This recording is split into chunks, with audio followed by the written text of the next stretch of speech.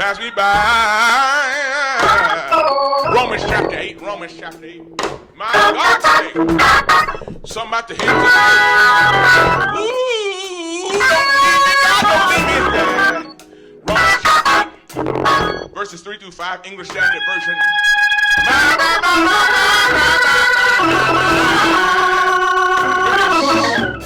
For God has done what the law, weakened by the flesh, could not do, by sending his Son in the likeness of sinful flesh, and for sin he condemned sin in the flesh, in order that righteousness requirement of the law might be fulfilled in us, who walk not according to the flesh, but according to the Spirit. My God, today.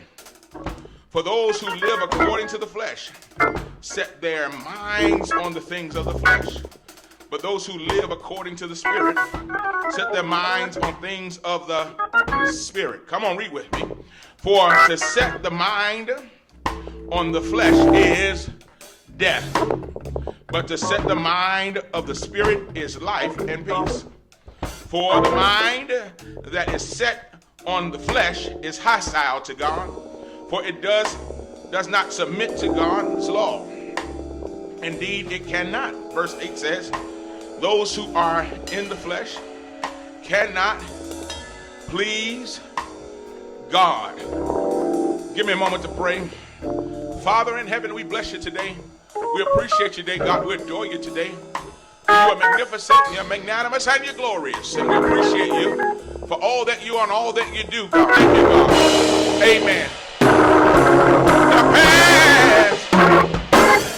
Don't pass me by.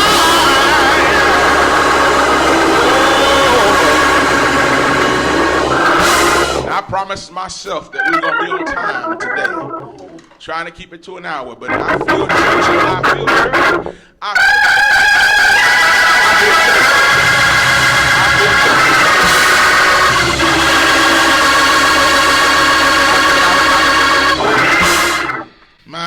My.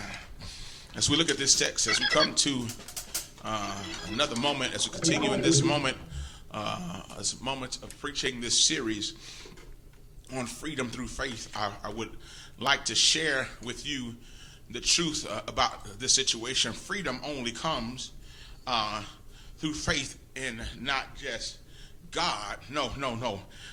Freedom comes in faith through God, the God who created heaven and earth. I've learned and I've understood and I've seen and I've experienced that there are some folks who have other gods. Even though the commandment says, thou shalt not have any other God before me, there are some folks who have other gods. I'm not talking about you, I'm talking about the folk you know.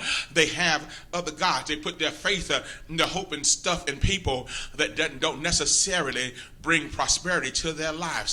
They put their hope and trust in inanimate objects. So what? The car runs. It is not your God. So what? Your job gives you a check. It is not your job. So what? That jewelry looks nice. It is not your job. So what?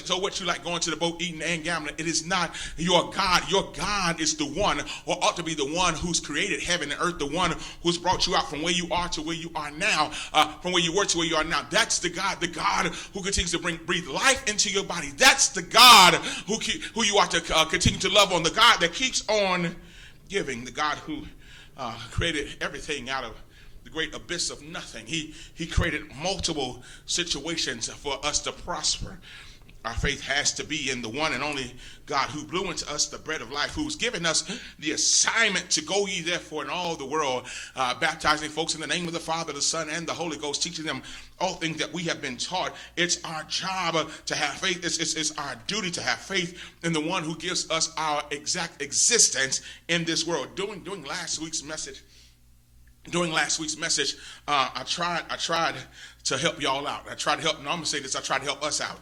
And last week's message entitled Move Around, it was my goal to get us to see that we no longer have to exist or sit or hang out in bondage. We have been giving our exit orders. We no longer have to be in bondage because of the actions of Jesus on the cross at Calvary, because of him and giving his body as a living sacrifice. All of the charges have been dropped. I almost shot at myself last week when I told you the O'Neill's twins sang a song that he dropped the charges. I'm about to shout myself again, because when I think about how messed up and how dirty I was, how I think about how silly and stuck up I was, when I think about how I should have been on my way to hell with an express ticket. Favor, grace is what comes along after God gives you this thing.